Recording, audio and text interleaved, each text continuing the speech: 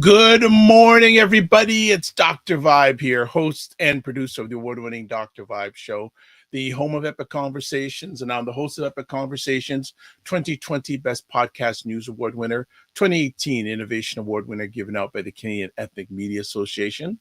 Also, I am the co-host and co-producer of the only online show in the world for dads and fathers that is sponsored by Dove Men Plus Care. And being part of that team last year, I was able to reach out to over 100,000 dads and fathers around the world. So, as always, I'd like to say you're blessed, highly favored, a magnet for miracles, and a solution for someone's problem. We're broadcasting live on October 14th, and we're speaking that Ryan's going to join us halfway through the program. Sometimes it can happen, sometimes it's not, but we're speaking that he's going to be with us today. So, most importantly, let's get some important things out of the way, and let's take care of this first.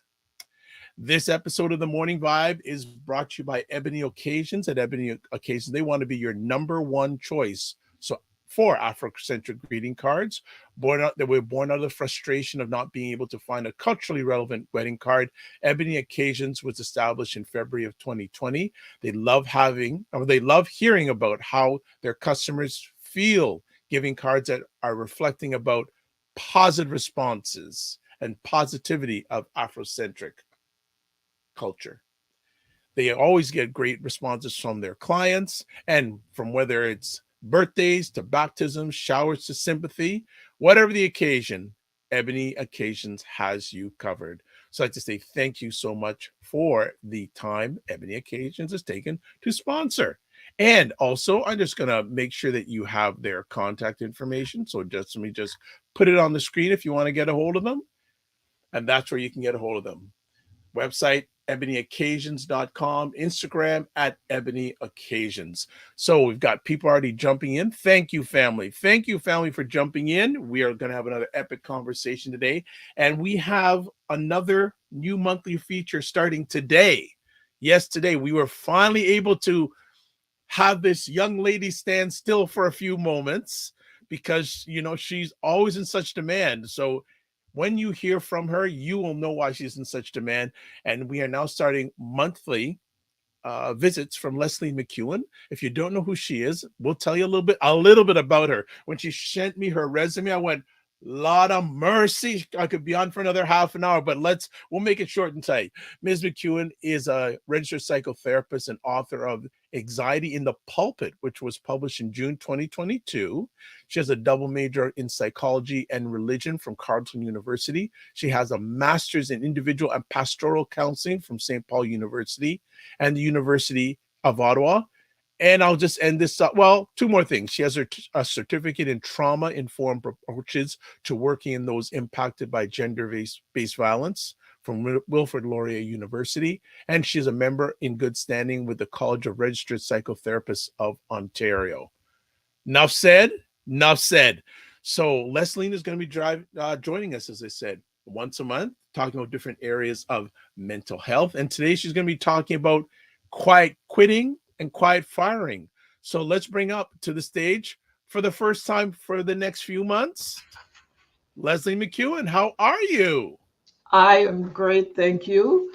And thanks for having me on this morning. And thanks to all those who have, taken the time to look, to watch. Yeah, well, it's fantastic. So, what has been going on since we last spoke to you? You released a book. Yeah. What was this book? What's a book about? Actually, this book has been coming since 2019, and Okay.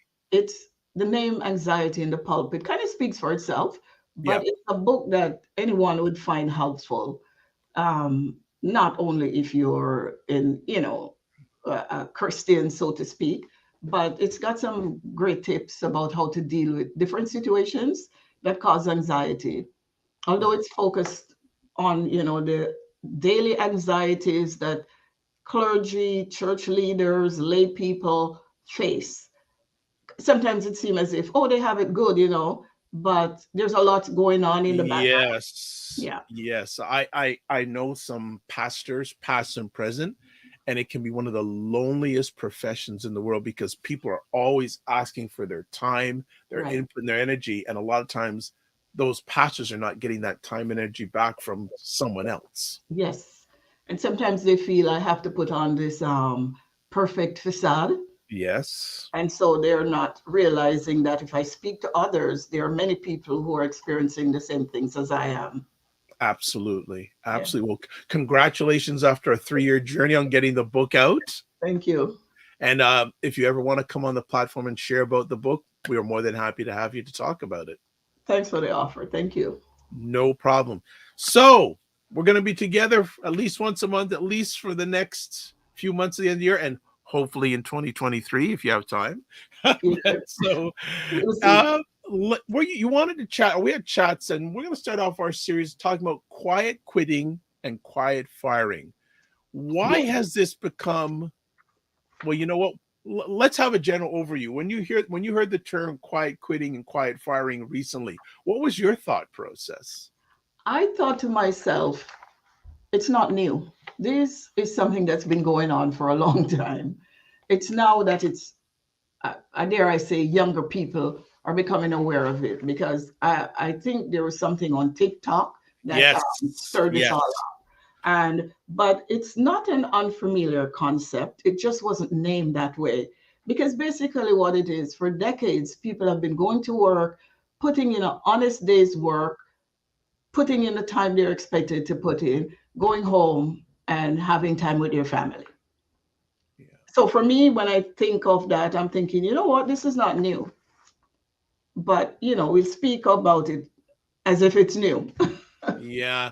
You're right. It became a hot thing because the hashtag quiet quitting on TikTok had like 3 million Yes, hashtags about. So again, a lot of times everything old is new again, or everything exactly. new is old again, or whatever the terminology is. It's Yeah, always been there. So just everyone, if anyone has any questions or comments, especially if you're watching live, please put them in the chat wherever you are watching this, and we'll certainly have Leslie answer any questions or comments you have to the best of her ability. So let's get down to it. What is quiet quitting? wow. Mm, sorry, I think I had a glitch there with my internet for a moment. No problem. Yeah. All So right. can you So what? Yeah. I just there's this thing called the hustle culture, right? Work hard or die trying. And people have bought into the idea that the only way I can be successful is by working nonstop, pushing myself beyond my limit, putting everything in the job. And so that's been going on for a long time. And then working hard has its value in society. And it's good. And I'm not saying people shouldn't work hard. But a lot of times, that mentality of hustling um, prevents people from setting boundaries with their employer and on their jobs. So I have to hustle. This is the culture of my the place I work. Everybody stays late, everybody skips lunch, skip breaks, have lunch at their desk. And so they bought into it. And it caused a lot of conflicts in families and a lot of mental and physical health. I can't leave that out.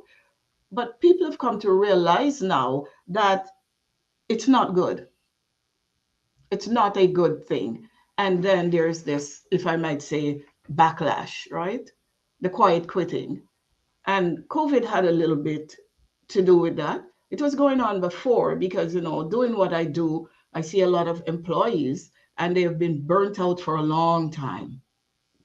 They're not burnt out because of COVID, although COVID has exacerbated it, right? Mm-hmm. So now Mm-hmm. people are saying, I'm stepping away from the idea of going above and beyond for my job, especially a job that probably would not do that for them. Eh?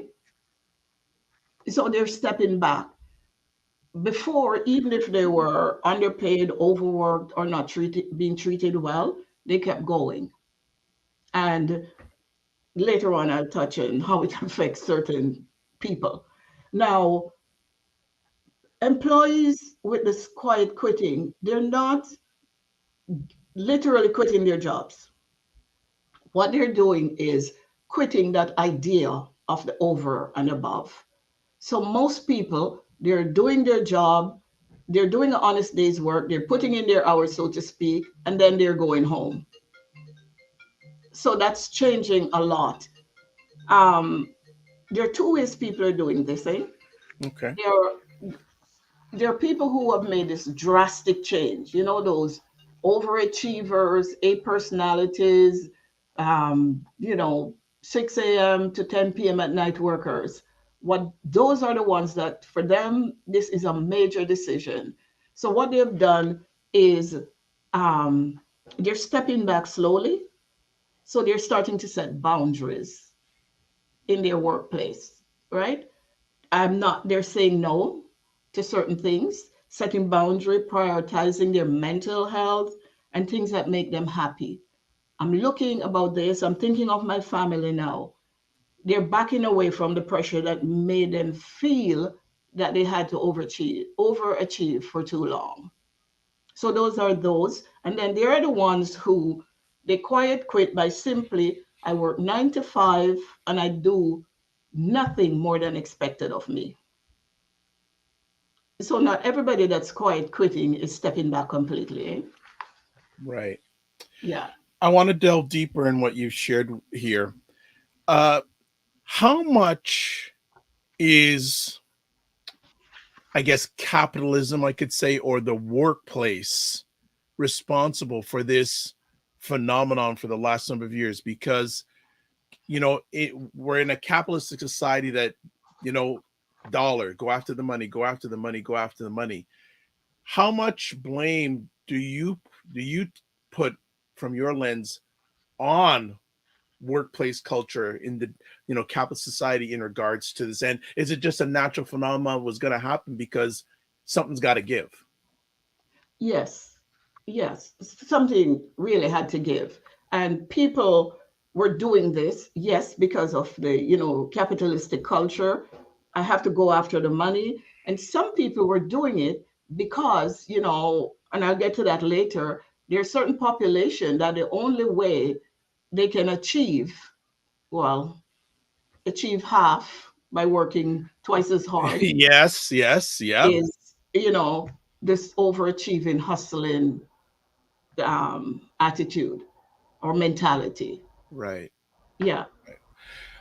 I know we're going to talk a bit later about who are the quiet quitters, but have you noticed an increase in the quiet quitters during the last few years? Yeah, I have. And I might say now they're verbalizing it, eh? Ah, okay. Yeah. And I hear it because some of the people that are doing it are getting pushed back, you know? You used to do 60 projects when all you're required to do is maybe 20. And now Hmm. all of a sudden you're saying 60 projects are too much. When 60 projects mean practically working 24/7. So now they're stepping back. That expectation has been set, right? And it's causing problems. So now people are talking about it. Mm, Hmm. okay, okay. Let's talk about, again, we're talking or sharing with Leslie McEwen, talking about quiet quitting and quiet firing. Hey, if you have any questions or comments, please fire them off to us. We'd love to get your feedback. Is quiet quitting something that's impacted you? Has it impacted someone you know? Are you setting boundaries at your workplace? And I know we have a lot of entrepreneurs, so that's a whole other facet about that. Does quiet quitting impact you? Because you're not in that 9 to 5. How are you setting boundaries with your work in the workplace? I have a very close associate, especially in the summertime. He doesn't work on Fridays. And I was actually speaking with another associate yesterday. She's dealing with a client that the client does not work on Fridays. So we can take this conversation a number of different areas, but it's up to you to drive the conversation. Well, let's talk next, Leslie, about, did the pandemic have an impact on quiet quitting and quiet firing from your lens? Yes, it did have an impact, maybe not as large as some may think, but it did have an impact because people being able to work from home, for some people they didn't have that quote unquote luxury. Again, the population. But for some people, after they settled at home and they realize, you know what, this is a good thing for me. I don't have to commute. I can control my work environment. The toxicity that some people may have had around them, they escaped from it. So realizing that, then they're thinking, why am I going above and beyond and doing the things that I am doing or used to do? And so they've seen this. When you combine all that, they're looking at, here is what I will do. And basically, they're saying, I'll do my job. I'll do honestly what I'm being paid for. And then it has resulted in quiet quitting. Mm. And So it's encouraged a lot of people who wouldn't have thought about it or seen the opportunity to do that. Eh? and I don't know if you have any clients that are dealing with this, but what about the individuals that loved working at home and now are having to go back into the office? Is that making them reevaluate and go into that quiet quitting mode? Yes, yes, they are. I am because it's been shown that people have been even more productive working from home. And so going back into the office is like it entails commuting, getting back there, the worry of, it seemed like the pandemic is in the rear view mirror, but the effects are still lingering, right? Yes, I'm going yes. into the office. I don't know who's going to be next to me. I can't control that environment basically. And so I'll go in, do what I have to do. I'll be in and I'll be out. And people are really pushing back against it, eh? Mm. Yeah. I want to bring another lens to this story for those who may or may not know. I do a lot of heart work with fathers and dads and men. And the impact that the pandemic had on a number of them was saying, wow, family life is important. They were spending time at home with their families, Right. and a whole new world opened up to them and saying, I don't want to have to go. Like, I realize my value with that I have with my family. Mhm. And that is causing an increase of stay-at-home dads, or a lot of dads and fathers saying, no, no, no, I only am going to be in the office this much. Yes, They're setting those boundaries as you were talking about. exactly. Exactly. And that's one of the major, although, there are two sides to it, right? But that's one of the major areas where there have been improvement, the family life. People having supper together, breakfast together, a dad that was constantly hustling on the go. All of a sudden, they're forming a relationship with their kids. Mm-hmm. And that's been a great thing. We must remember though that there are three groups who um, I call it it's been called the COVID-19 economy, right? Mm-hmm. There are the people who lost their jobs and they faced economic insecurity. That's one set. And then there are those that were classified as essential workers and they faced the health insecurity. And most of those also, face the former. And of course, there are those who are able to work from home, work in the safety of their home. However, Black and racialized workers were less likely to be found in that group, working Mhm. from the luxury of home. Mm. So the disparities continued into COVID and through COVID. And would you also say post-COVID? Yes, yes, Mm. because a lot of those people, the ones who lost their jobs, they had the financial stress, and the ones who had to work through COVID, a lot of them are just now coming to terms with what they've been through because they've seen a lot of their peers die, got infected, some of them infected their homes so much, and now they're just kind of working through that afterwards. So it's not over. Would you say, and we'll get, uh, I have to ask this, that the pandemic has had a generational impact? Yeah, yeah, it has. It has. Because one thing that's for me anyways, I don't know how other therapists or people who work with young people have found it. I found that there are more young people going through experiencing grief from losses they suffered through COVID, and not just death, but friendships, lifestyles. They used to be able to do X, Y, or Z, they can't. And there's more depression among young people. Some of them are very anxious coming out of COVID because they're still, they've been taught wear your mask, sanitize, social distance, and now all of a sudden they have to kind of get back right in there. Some kids don't have a problem, but yes, it's come right down, right? Okay. I see my aunt die. I see my Oh, my condolences. yeah, My condolences. Wow, wow, wow. Wow, okay. yeah. So let's talk about who are the quiet quitters, Who were the quiet quitters? or who aren't, maybe better, who aren't the quiet quitters? I don't know. Okay, so the quiet quitters are, the Gen Z and the younger millennials, those that are under the age of 35. And we know even before COVID, they're the ones who were more about work life balance. They wanted quality of life. And so it started there. But this group, they want to feel cared for. They want to have opportunities. And so if they feel uncared for and they're not having opportunities, then they're having other interests, and they're the major group, the major demographic that's doing it. Of course, there are others, right? Um, when people feel unappreciated or uncared for, they are not going to be putting out more than they have to.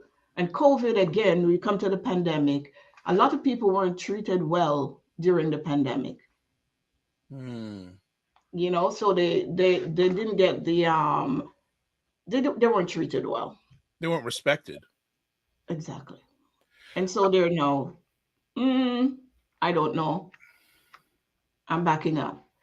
Now, when it comes to racialized people, people of Let's color, let's let's black talk people. about that. Yes. Yes. um, quiet quitting is a privilege that most of us are not afforded. We don't have that privilege. And so, members of the minority community, historically, we have had to work harder to have professional recognition. And not only harder, but to keep have to work on harder. Exactly. So, quiet quitting for people of color and specifically for Black people is almost non existent. Eh? There is no, we're micromanaged, even during COVID, as I was saying there. during the pandemic and a lot of people were working from home, there are certain people who were micromanaged to a higher degree than most other people. I hear stories of how they had to report, how they were being monitored more than when they were in the office, although they were producing more. So it's a difficult thing. You know, we people of color have to overachieve to be acknowledged. If you're not overachieving, you're not going to be acknowledged. And being acknowledged doesn't mean that you're going to be treated fairly either. You have to be very good at what you do. So it's either you're very good at what you do or you're no good. And when you're no good, you know where that go. Because the quiet quitting, this Nita Chinzer, she's an associate professor at the University of Guelph. This is her quote. Quiet quitting is a privilege that is afforded to people who have some perception that they have power at work and that their voice matters. If I don't perceive that I have power and my voice matters, I'm not going to be quiet quitting. You know, uh, Black people, they grow up with the belief that they need to be twice as good, work twice as hard to achieve, to get half as far as their other counterparts. So it's difficult in the workplace, right? And always feel the need to overperform, although we're being overlooked for promotion and advancement opportunities. Basically, just to keep the job. You're overperforming to keep the job. So Well, for people of color, that's a problem. Yeah. well put. We have some comments here, so I just want to catch up with people. Comment wise, Divine Right says, I was a category number one, lost my full time job because they did not want me working from home. And even though I'm high risk, despite a doctor's and hospital note, and 95% of my job was done on a network online. The Macmillan Group. Good morning. Great conversation. Yes, the Gen X and millennials struggled quite a bit during COVID and beyond. Much as they are the smartphone generation, they're extremely social and struggled with isolation. Divine Right. Losing that job was a blessing, toxic environment, and I was able to be home with my son since he was virtual. I now have virtual employment, but still getting back on my feet. And then she also says, that's one of my jobs now. That's one of my jobs now. Micromanage. They listen to your calls. They have various metrics you need to meet, and some are unrealistic, and the pay is not even great. Too stressful. Who needs that? Yeah. Anything you'd like to add to any of the comments that have been made from some of our family? Yes. And all I say is that is why some employees of color, instead of going the route of quiet quitting, which is not going to work for them, because it simply means I'm doing what I'm being paid for, but that's not good enough for, the racialized minorities. So what they're doing instead is quitting outright. Because if I quiet quit, you know, it's gonna go downhill for me. Right. Good morning, Ryan. How we doing? Very good, very good. Good to see you, Dr. Vibe and Dr. Lesline. Good. How was the morning walk? Rainy, so we drove today. Oh, okay. Yes, didn't want to get too wet, but All right. good. So I don't know, but we're talking with Leslie now, since she's going to be with us once a month till the end of the year, about quiet quitting and quiet firing. Do you have any conversation piece, or just want to just pick up and add where you want? I wonder if I missed the explanation of what quiet quitting and because I didn't even know quiet firing was a thing. So did I miss the explanation of what it is? Well, she's talked about quiet quitting. She hasn't talked about quiet firing. But if Leslie, if you just want to give a little definition again about what quiet quitting is. Yes. So quiet quitting is simply taking a step back from the pressure, right, of the constant overachievement, setting healthy boundaries between your work and your personal life. Mhm. doing an honest day's work. A lot of people think quiet quitting means I'm slacking off. That's not what it is. It just means I was expected to work, I don't know, 37 hours per week, and I've been working 50 hours without compensation or recognition. And it's affected my family life and everything else. So now I'm setting boundaries between my work and my personal life. I mean, I know that's very simple, right? But It it's, sounds it sounds like work to rule. You know, when yes, teachers just do the bare minimum, no more extracurriculars, right? right, right. And And then yeah, so the quiet firing. We'll, What? we'll get to that Oh, later. it's coming. Okay, We'll okay. get to that later. But mhm. so let's see, though, interesting point brought up by Ryan. Is there a difference between quiet quitting and working to rule? Is there a difference? Yeah, I think it's a difference in the attitude, eh? Because quiet quitting is I'm doing my job, I want to do my job, and I'm doing my job, and I'm doing what's expected of me. Mhm. And I, I, I don't think that's a bad thing. Mhm. I'm doing my hours. It's not like I'm going in. Some people say I'm putting my time in, and they'll just go in and sit there. Most virtualized people don't have that luxury because the micromanagement, and if the boss is not micromanaging you, your colleague is watching you or somebody else. Right. So doing your job, yeah, I when I was doing this, I made a little note, actually, work to rule, but it really is not, right? Mhm. If I was working to rule and something was on fire, I would like, that's not my job, and I'd just keep going, right? But Okay. it's my job. Um, This is my job, and if something mhm. is on fire, I'll put it out. And I guess because the work to rule was specific to get a negotiation for their contract. With Exactly. by quitting, it's more. But are they do like? Is it being done so that they would get recognized for the extra stuff they do, so that they'd be able to be compensated for it instead of just being expected to do it?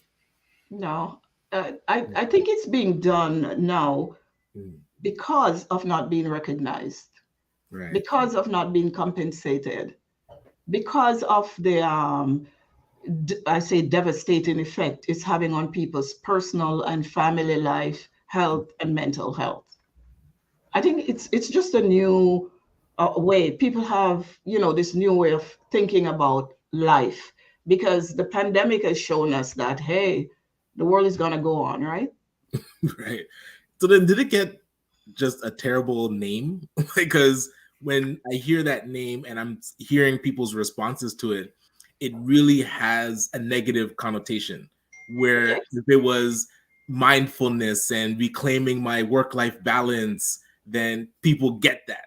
But when it got called quiet quitting, like you mentioned, people thought it was like, oh, millennials are slacking off, and I thought it was they were disappearing from work and is the ghosting thing, but I guess it was something completely different.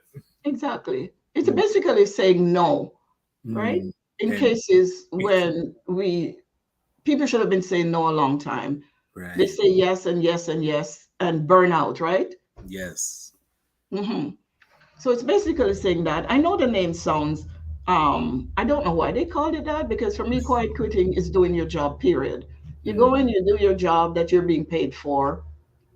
But it's that hustle culture right, that's in place that give people the idea that I have to work constantly. If I'm going to succeed, I have to be going above and beyond, overachieving constantly. So they're quitting not the job, but the idea. right. hmm Okay, so we're just doing a reset here. We're talking with Leslie McEwen about quiet quitting and quiet firing. Just some program alerts coming up this Monday. We have Lewis March talking about the Zero Gun Violence Movement's Community March Against Gun Violence. It was held on Saturday, September 24th. And a week from today, we have Ray McMillan talking about mortgages and real estate, buying, financing, investing, relocating, and downsizing. So that's upcoming stuff on the Morning Vibe. But we're focused on Leslie today. So I just wanted to get back to her in regards to that. Mm. In that, Ryan, any more questions before we move on? No, I just Yeah, getting that clarity, I think a lot of the backlash that people have against it should be watching this show to understand it really more is about people's mental space and not that hustle culture. Because if you listen to the Elon Musks and the Zuckerbergs, then they're like, oh yeah, to succeed, you have to work 120 hours or work all the time. That's what's indoctrinated into us, that hustle culture. So being able, Right. and that word no, when people are used to you saying yes, has very adverse effects. And I guess we're seeing that as this is playing out. Yes. And that's so true because that's the thing with, um, you know, racialized people, people of color, where you've been conditioned that I have to work twice as hard, I have to be twice as smart. And now all of the expectation has been set, the precedence is there. So all of a sudden you say, no, I can't come in on Sunday to Mm. do X, Y, or Z. And then, hey, what's going on here? You're slacking off, right? Yeah, we were expecting you on Yes, Sunday. Yeah, yes, yes. Mm. And of course, it's been to the employer's benefits. right. So, of course, there's going to be a pushback. And some of those billionaires who are speaking, they have other people working, doing the hustling for them, right? Very true. Understood. So Mhm. Mhm. let's meet on when we're talking about it. What's the connection between quiet quitting and mental health? Okay, so the quiet quitting is just setting those boundaries at work and setting that space for your own well-being, where you can enjoy life, you can enjoy your family, and you can take care of your mental health. Because when you're in that going culture where there's no time for self, and we talk about self-care a lot, and we need time to do that. But when, take let's say a dad, he's hustling nonstop, going out at 6 a.m., coming home at 8 p.m. His kids are gone to bed. There are things to be done. He's got to talk to, discuss stuff with his family and all of that stuff. And then the stressors he has faced already, then it's bedtime. Mhm. No time to even sit and deep breathe or Mhm. read a chapter in a book that would be nurturing to his soul, right? So you need that time. And that's basically what it's doing, setting the boundaries and freeing up the time for you to take care of yourself. One of the major things I've seen, still see, it's not over, it's burnout, Mhm. right? And it's that when you're empty, feeling exhausted, stressed, you're in the home, you're not good company. Neither for neither for yourself or for your family. Right. you Yes. know so and there's that you need to cope, and it's always a struggle. But when people give themselves the freedom, the leeway to say, I'm gonna go home, have some time after work with my kids, take care of myself, then they won't be feeling so drained and exhausted. Mhm. Another thing is, when you are burnt out, you're not efficient. So Right. you can be hustling as much as you want and still not accomplishing what you would expect. And therefore, the results are going to be disappointing. Your Mhm. motivation is gone. So, and studies have found that having a healthy work life balance has benefits both for the employee and the employer. Right. And Mhm. one thing that I noticed when my wife would ask me, do you feel depressed? I'll notice it's because I'm on that verge of burnout and my attitude at home, like you said, isn't ideal to be around. Yeah. And one thing that I realized when I started to take a break and, sleep more, and I would look at my calendar, let's say for a Saturday, and I'll talk to Dr. Vibe about this, and it's clear and I enjoy that white space, but then I feel uh, unproductive. I'm like, whoa, this so. And then people, I'll talk to people, and they're like, oh, when's the time that we can meet? And I'll see all that empty space. I'm like, just about to jump and fill it. I'm like, wait, that can be done next week.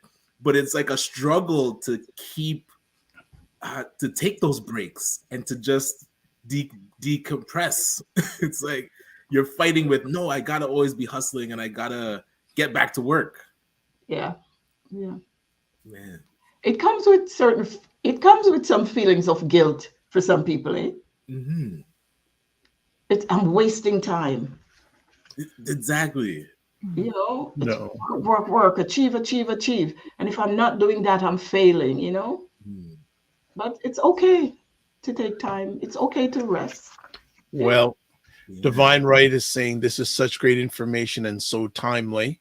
So thank you so much. And yeah, for me, I make sure I time block my quality time. So like Saturday afternoons, usually between at least 1 and 2 or 1 and 3, I do nothing. Yes. Like I'll even if either just maybe just watch some television and just lay out. I do nothing. No near any screens. It's surprising people don't know what voicemail is still, but Right.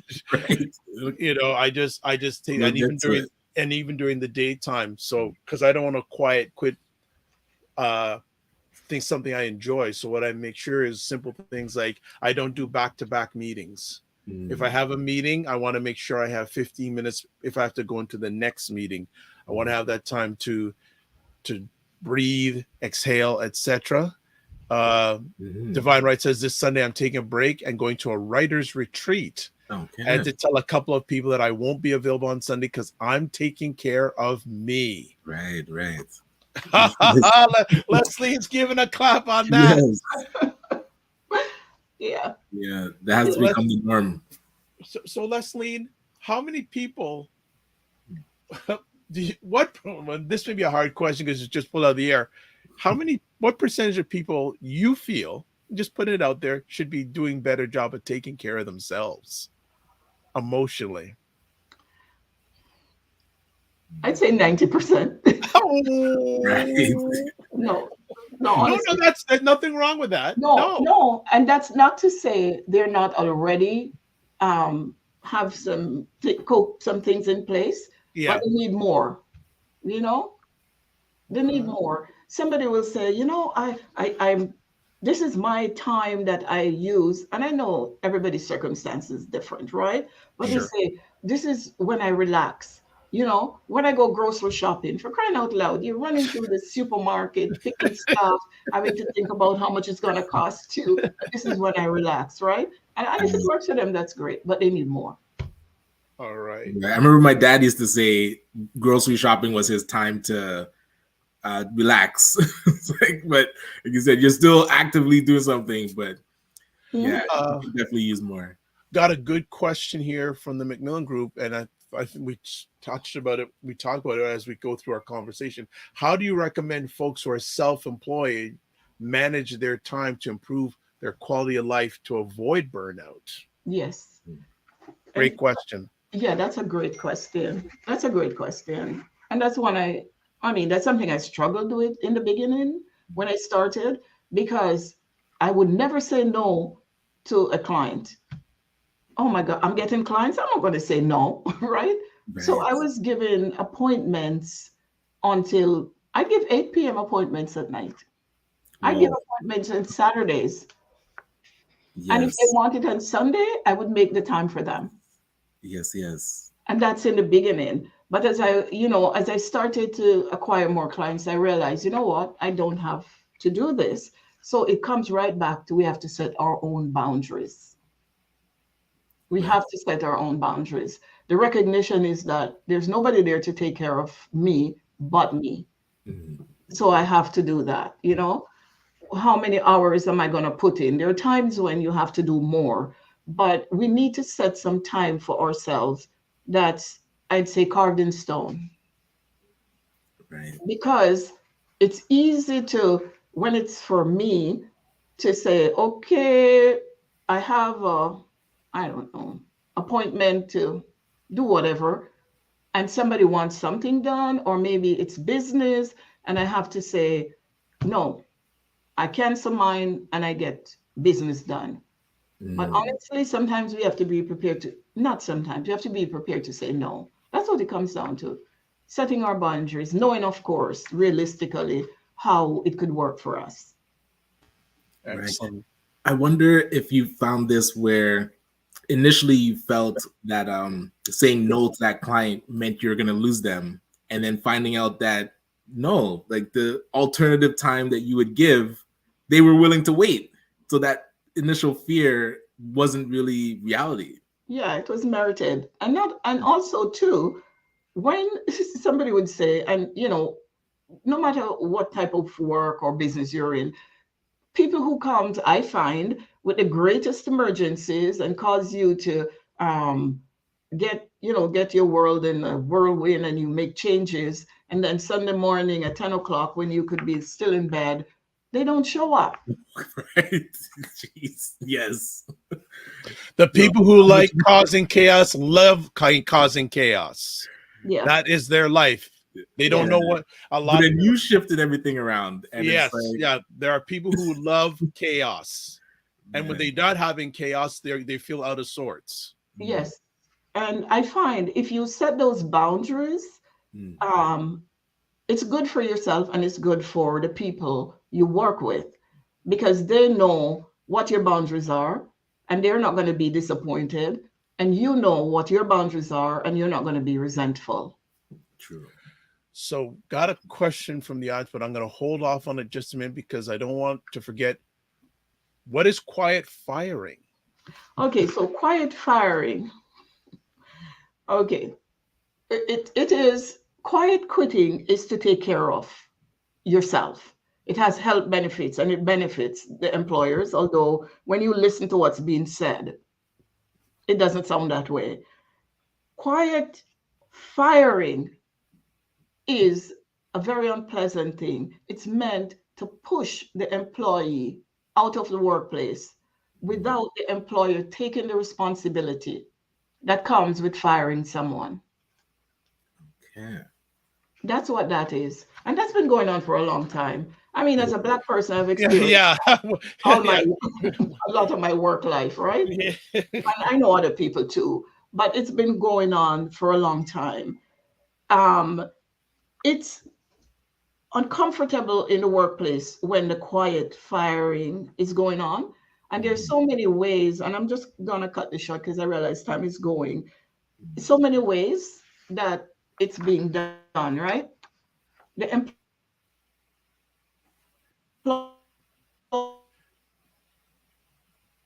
We're having some internet Oh, I wonder if difficulties that was. on no, you unless ask for a promotion that you know you deserve.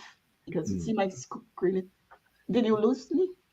yeah, For a minute, Oh no, just for a that's minute. But hey, don't worry. We can go into bonus time if you want to. If you need to flush things out, we can go into bonus time. No worry. yeah. So they do things that's gonna force you, make it so uncomfortable that you'll give up and you'll quit. Hmm. They bypass you, they ostracize you, meetings you used to go to where you'll get information that will help you to do your job. You're no longer invited. You start getting uh, responsibilities that's below your level or something that you're not qualified for without the proper support, right? So Mm. they put that stress on. Just very recently, I saw somebody who went through that. And I kept saying, don't quit, contact an employment lawyer. Right. Mm. Because that is, if you're able to prove it, something that you could, like, it's against employment law to actually do that, where you change a person's job description in a way Right. to force them out. Yes, yes. Yeah. And, that gets into the employment laws and all that. Mhm. But there's something called constructive dismissal, right? Right. Major changes to your duties that happened to me. And at the time, I was ignorant about all this stuff. So, Mhm. I just kind of quit. And that's the whole, no, honestly, Right. Okay. that's why I tell people if you think you are a victim of this quiet firing, there are things you can do. You Mm. should do. Recognize what's happening to you, Yeah. right? They're the employer, but that doesn't mean they're the winner. You can do things if Mhm. you're being ostracized, and they do things subtly. Some will be very subtle, and some will be like in your face. But one thing you need to do is start recording what's happening, Right. you know, make you're getting projects that you're not qualified for, projects that out of your expertise. Mm. Make note of these things and speak Document it, up. document it, Document, document. Yeah. document, and speak up. Yeah. Speak up. And speaking up, you might say it's going to make matters worse, but really, how worse can it get? Because what you're trying to do is create that record. Go see your therapist, do Mm. whatever you have to do, create that record. So if it gets to that place where you have to have evidence, you have solid evidence. Got a question here from someone you may know, Andrea Pierce, Yeah. saying, is taking care of yourself a luxury some people can't afford? People in expensive cost of living who adds, I don't understand, Any mul- ads? adds multiple jobs just to, yeah, who probably have or adds multiple jobs just to survive. So basically the question is, can be afforded? Because many of us of color can't Mm. afford a therapist. Those who are not of color, probably a lot of them work for companies that have this available, like benefits where this is available. What about people who are of color? Many of us who don't have that sort of access, Yeah, financial access. right. And that's a very good question, eh? And we can take care of ourselves. If Andrew is talking about self care, there are little things we can do. Some people, for them, self care is I'll go to the spa, I'll get my hair done, I'll get my nails done, and I'll get whatever done. Whereas for some people, that money is to pay my rent and to feed my kids and to do all that stuff. Right. Now, I could go sit on a park bench for 10 minutes and be revived. Mm-hmm. Just sit there, deep breathe, exhale, just look at nothing, stare in space. Just give your brain that break. Right. So there are little things. Not everybody can self care in the same way, but there's always something that can be done. Eh? Mm. Nice. And a Yeah, lot of times when you can't find the time to do the big things, the little things matter even more because yeah, it can have such a big effect if you do nothing prior to that. exactly. Yeah. It's the little things that make or break, not the big things. Mm. Not the big things, because not everybody can afford the big things. Not everybody can, go away to, on a vacation. There are people who go on vacation. Oh, I'm looking forward to my winter vacation in wherever, which Mhm. COVID kind of put a wrench in that for a while. Yeah. Mm. But there are those people, right? I really Simple. like how you mentioned something really simple about like going out on a park bench. I do simple things like in the morning time, I'll just go out and sit on my veranda and just there's the quietness. Mm. Yes. I'm a Yes. firm believer. I say that to a lot of dads and men that I help. I say, do you have a quiet place in your house where you can just sit and have Hmm. no disturbance? Exactly. Right, right. Yeah. It doesn't have to be huge things. And she's mentioned something about people taking on extra jobs. Mm. Yeah. And a lot of people post COVID, well, almost post COVID, they're having problems, financial problems, because we won't talk about the price of gas, but you Ha! go to the supermarket and it's what? Great. Yeah, it's getting out of control.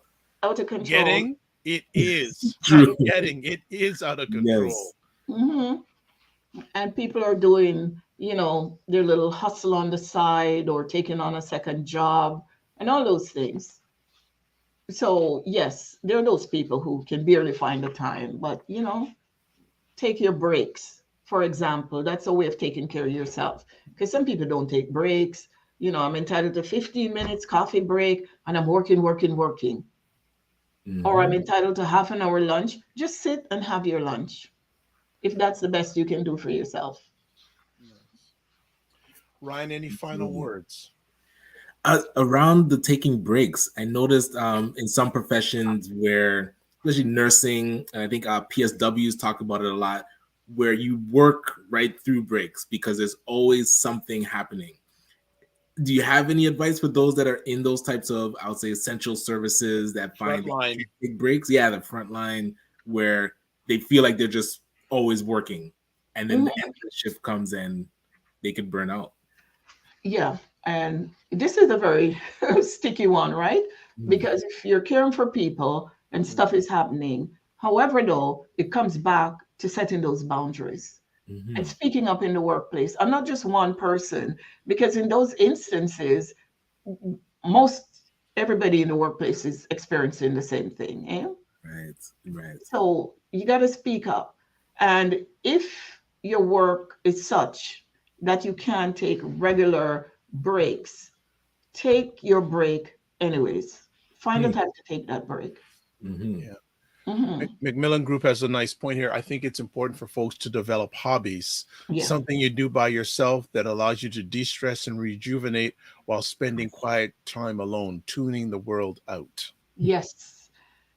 And for me, that's reading. Yeah. Oh, okay. Nice. What book are you reading right now?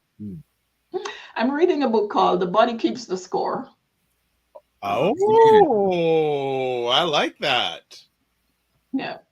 I'll have to get the name of the author. That sounds, I think that's a book that many of us could read. Yes. That is very good. Leslie, before we let you go, any final words you'd like to share with our family about quiet quitting and quiet firing? Yes. So be aware of what's happening in your work environment. Now, take care of yourself on the job. I'm not encouraging people to say, you know what, I'm going to get up and go quiet quit tomorrow, because they know their environment. And we know that some people, they have the voice that's heard in the workplace, so they have the power, so they could quiet quit, and it's okay. Or if it's not okay, the backlash is not going to be as huge. But if you think, you know, my job is just too much, I can't keep going this way, start looking into other options, right? Sometimes it may be a lot of people are changing careers, because we saw this, it wasn't that big in Canada, this big resignation Yeah, the great tsunami. resignation. Right. So start looking around, right?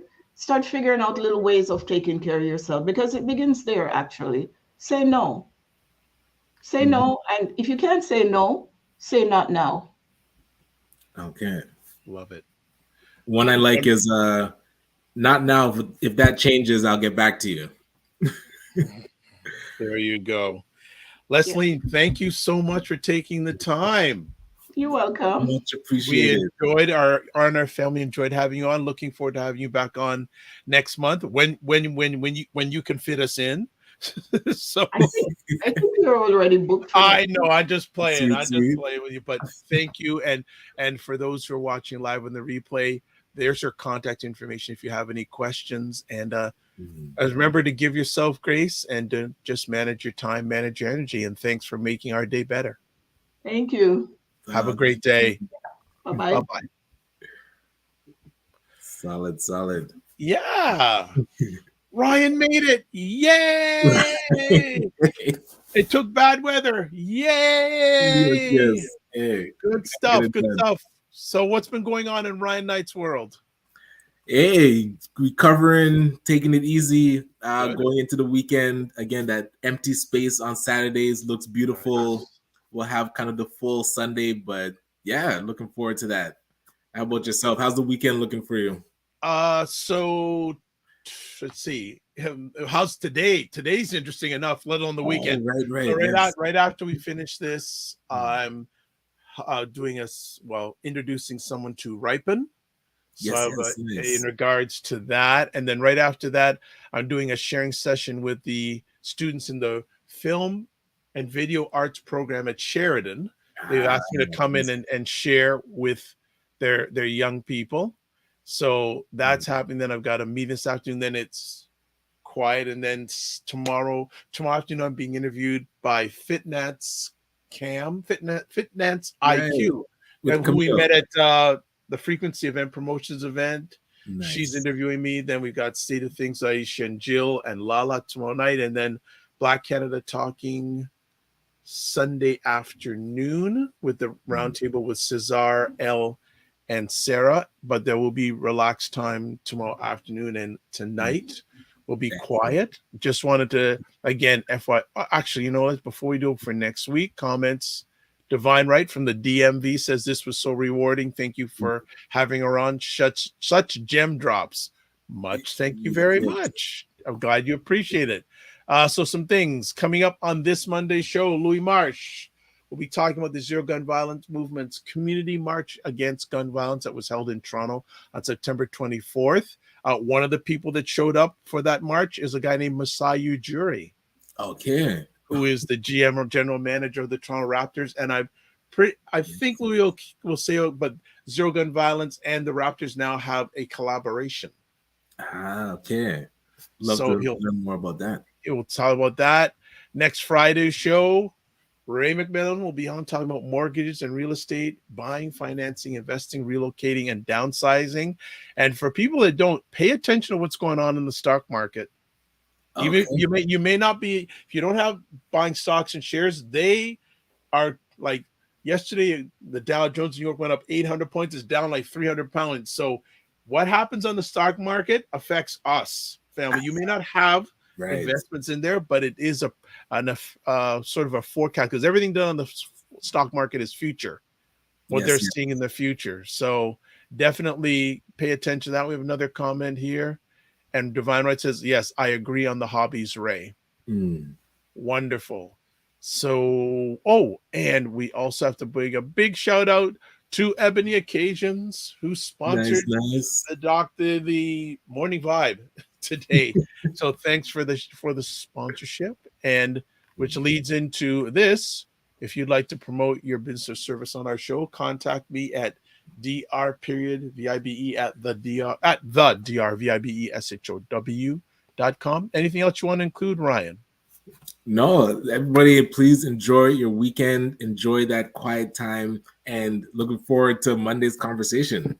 Monday and Friday we're already booked in, so that is great. And if you can catch replays of what we do here on the Dr. Vibe Show YouTube and Facebook page, on the Afro-Caribbean Network Facebook page, Ryan ONeil Knight YouTube, and ACBN YouTube. Yes. So everything is good and going with those channels also. So as another comment, let's see if there's anything else here. We still need to work that Walmart sponsorship. That's an inside joke between myself and Divine Right. You'd have to, if to know that, you need to. Divine Right was on the Dr. Vibe Show about a week or so ago, and that was a whole conversation with head wraps and Walmart. And no, I don't wear head wraps. She does, by the way. So we're gonna leave it at that. So it was an inside thing, but good stuff. So as always, family, we close out with this. Live your life as a dream. If you can dream it, you can make it. Sometimes you have to get smaller to get stronger. Block assumptions and aim bigger, aim better, aim higher, aim wider. Love, faith, and respect. Remember to give yourselves grace, and we will see you, God willing, Monday morning. And wherever you're watching this and whenever you're watching, just have a great day. Be well and keep the faith.